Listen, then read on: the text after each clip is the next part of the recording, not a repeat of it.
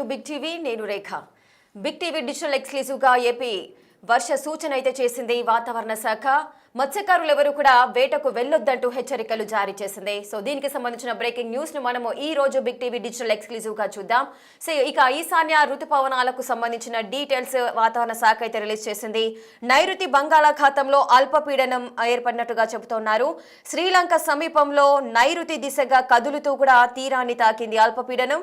మత్స్యకారులు వేటకు వెళ్లొద్దంటూ కూడా హెచ్చరికలు జారీ చేసింది. నవంబర్ 21 నాటికి ఆగ్నేయ బంగాళాఖాతంలో మరో అల్పపీడనం కూడా ఏర్పడే అవకాశాలున్నాయి. అటు 24 నుంచి 27 వరకు కోస్తా రాయలసీమ జిల్లాల్లో వర్షాలు కురవబోతున్నాయి.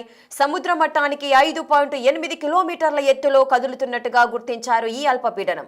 రాగల 24 గంటల్లో వాయువ్య దిశగా కదిలే అవకాశం కూడా ఉంది. బంగాళాఖాతంలోని నైరుతి పశ్చిమ దిశగా ఈ అల్పపీడనం కొనసాగే అవకాశాలు కనిపిస్తున్నాయి. అండమాన్ సముద్రంలో ఆవర్తనం కూడా ఏర్పడనున్నట్లుగా సమాచారం అందుతోంది. కోస్తా రాయలసీమలో విస్తారంగా వర్షాలు కురవబోతున్నాయి.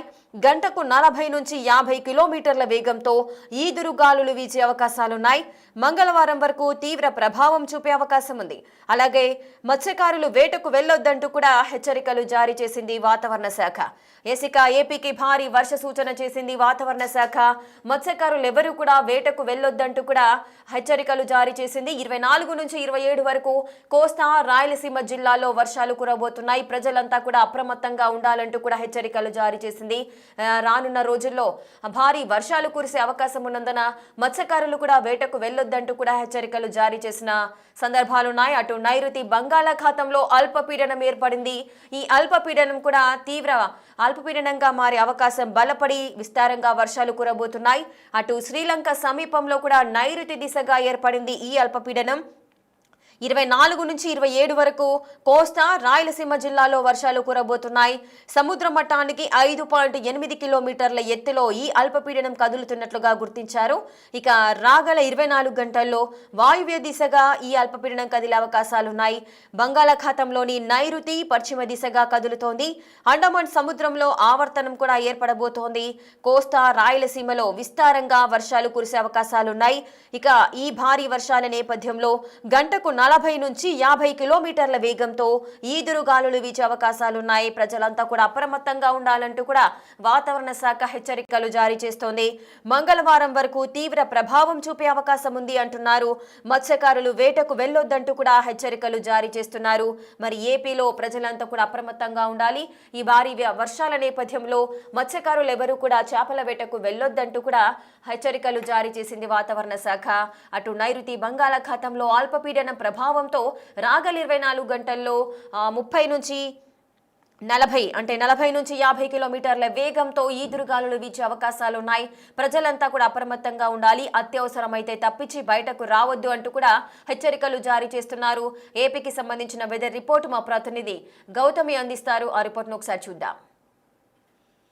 రానున్న 3 రోజుల్లోని వాతావరణంలోని మార్పులు వస్తున్నాయని చెప్పి ఇప్పటికే వెదర్ రిపోర్ట్స్ అయితే హెచ్చరికలు జారీ చేసిన సందర్భం కనిపిస్తుంది. ముఖ్యంగా రాత్రి వేళల్లోని చలి తీవ్రత పెరిగే అవకాశాలు ఉన్నాయని కూడా చెప్తున్నారు. అయితే ఇప్పటికే మనం చూస్తూ ఉన్నాము చలి ఏ స్థాయిలో పెరిగిందో. సాయంత్రం 6 గంటల నుంచే చలి అన్నది బీభత్సంగా పెరుగుతున్న పరిస్థితి కనిపిస్తోంది. ఇంకా మధ్యరాత్రికి వచ్చేసరికి కూడా చలి తీవ్రత ఇంత కూడా పెరుగుతున్న సిచ్యువేషన్స్ ఉన్నాయి. ముఖ్యంగా అన్ని రాష్ట్రాల్లో కూడా హెచ్చరికలు అన్ని రాష్ట్రాల్లో కూడా ఇటు ఎల్లో అండ్ ఆరెంజ్ జోన్స్ కూడా చెప్పడం కూడా జరిగింది. అయితే ముఖ్యంగా ఇటు రాష్ట్రంలో చలి తీవ్రత ఇంకొక 3 రోజుల పాటు పడిపోయే అవకాశం ఉన్నట్టు కూడా మనకి ఇక్కడ క్లియర్గా కనిపిస్తోంది. సో ఏది ఏమైనా కూడా ప్రజలు కూడా చాలా అప్రమత్తంగా ఉండాలి అని కూడా చెప్తూ ఉన్నారు. అండ్ మరొక 3 రోజుల పాటు తెలంగాణ జిల్లాల్లో అధికంగా చలి తీవ్రత ఉండే అవకాశం ఉన్నట్టు కూడా తెలుస్తోంది. అయితే ఇదే కాకుండా జిల్లాలకు చలి కారణంగా ఇప్పటికీ ఎల్లో అలర్ట్ కూడా జారీ చేశారు. అయితే సాధారణంగా 2 లేదా 3 డిగ్రీలు తక్కువగా నమోదవుతున్న కనిష్ట ఉష్ణోగ్రతలుగా కూడా దీన్ని చెప్తూ ఉన్నారు. అయితే వాతావరణ శాఖ ఇప్పటికే అంత చలి ఉండకపోవచ్చు అని చెప్తున్నా కూడా ఇటు మనకి వెదర్ కండిషన్ కనుక చూసుకున్నట్లయితే అలా మనకి ఏమాత్రం కూడా కనిపించట్లేదు. ఉష్ణోగ్రతలు ఇంకొక 2-3 డిగ్రీలు పడిపోయి మరింత చలి పెరిగే అవకాశం ఉన్నట్టే మనకి ఇక్కడ క్లియర్గా కనిపిస్తుంది. ఇప్పటికే ప్రజలందరూ కూడా అవసరం పడుతున్న సిచ్యువేషన్స్ కూడా ఉన్నాయి.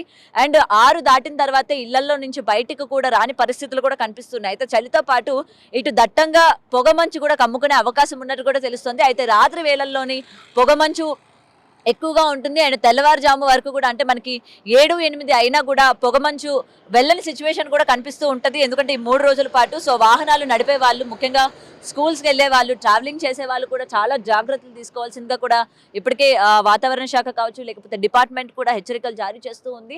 ముఖ్యంగా ట్రావెలింగ్ చేస్తున్న వాళ్ళు కావచ్చు, నైట్ జర్నీలు చేస్తున్న వాళ్ళు కావచ్చు, అంటే రోడ్వేస్‌లో వెళ్తున్న వాళ్ళు, ముఖ్యంగా బస్సెస్ కావచ్చు, లేకపోతే బైక్స్ మీద వెళ్తున్న వాళ్ళందరూ కూడా చాలా జాగ్రత్త వహించాలి. పొద్దున పూట ఎలాంటి స్పీడ్ కంట్రోల్‌లో ఉండాలి, లేకపోతే ఎంత స్పీడ్‌లో వెళ్ళాలి, హైవేల పైన కావచ్చు, ఓఆర్ఆర్ పైన కావచ్చు.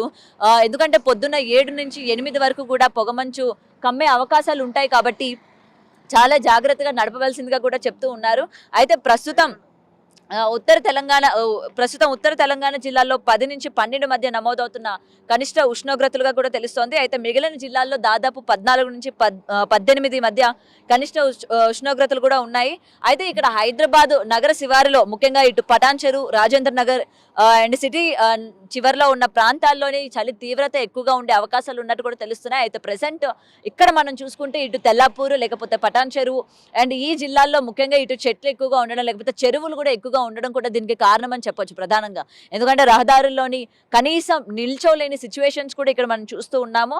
అయితే ప్రస్తుతం రాష్ట్ర వ్యాప్తంగా 29-33 మధ్య నమోదవుతున్న గరిష్ట ఉష్ణోగ్రతలు, ఇటు చలి పొగ మంచు కారణంగా ప్రజలు తగిన జాగ్రత్తలు తీసుకోవాల్సిందిగా కూడా ఇప్పటికే వాతావరణ శాఖ కావచ్చు, లేకపోతే ప్రతి ఒక్కరు కూడా హెచ్చరిస్తున్న సందర్భం కనిపిస్తోంది.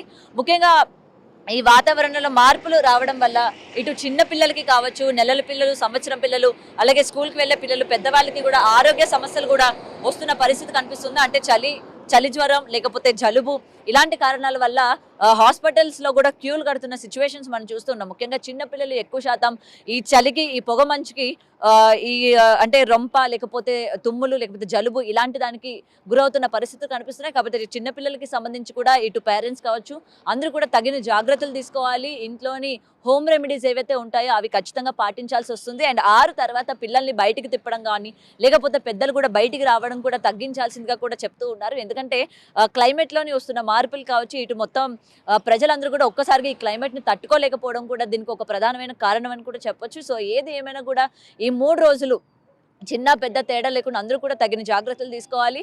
ముఖ్యంగా తెల్లవారుజామున ప్రయాణించే ప్రయాణికులు కావచ్చు, లేకపోతే స్కూల్కి వెళ్తున్న పిల్లలు కావచ్చు, ఈ ట్రాఫిక్ అంటే ముఖ్యంగా ఈ సిగ్నల్స్ దగ్గర కావచ్చు, లేకపోతే ఈ ట్రావెల్ చేస్తున్న వాళ్ళందరూ కూడా ఈ పొగమంచు కారణంగా యాక్సిడెంట్లకు గురయ్యే అవకాశాలు కూడా ఉన్నాయి. కాబట్టి వాళ్ళు ముఖ్యంగా తగిన జాగ్రత్తలు తీసుకోవాలి. ఎందుకంటే ఈ 3 రోజులు పొగమంచు ఎక్కువగా తీవ్రత ఉండడం వల్ల 7:30-8 అయినా కూడా మనం ఎక్కడా కూడా సూర్యోదయం చూడని పరిస్థితి కనిపిస్తుంది. ఎందుకంటే మొత్తం కూడా పొగతోని అల్లుకునే సిచ్యువేషన్సే ఉంటాయి. కాబట్టి ట్రావెల్ చేసే వాళ్ళు చాలా లిమిటెడ్ స్పీడ్లో వెళ్ళాలి, తగిన జాగ్రత్తలు పాటించాలి. ముఖ్యంగా పిల్లల పట్ల ఇంట్లోని మామూలు రెమెడీస్ అనేవి పాటించాలి. అండ్ ముఖ్యంగా హాస్పిటల్స్కి వెళ్తున్న సిచ్యువేషన్స్ కూడా కనిపిస్తున్నాయి. కాబట్టి అవసరమైతే కానీ బయటికి రావద్దు అని చెప్పి కూడా ఇప్పటికే వాతావరణ శాఖ హెచ్చరికలు జారీ చేయడం కూడా జరిగింది. ముఖ్యంగా ఇటు ఎల్లో అలర్ట్ అండ్ గ్రీన్, ముఖ్యంగా ఆరెంజ్ అలర్ట్ చేసిన ఏరియాస్ ఏవైతే ఉన్నాయో అక్కడ ప్రజలు చాలా జాగ్రత్తగా ఉండాలి.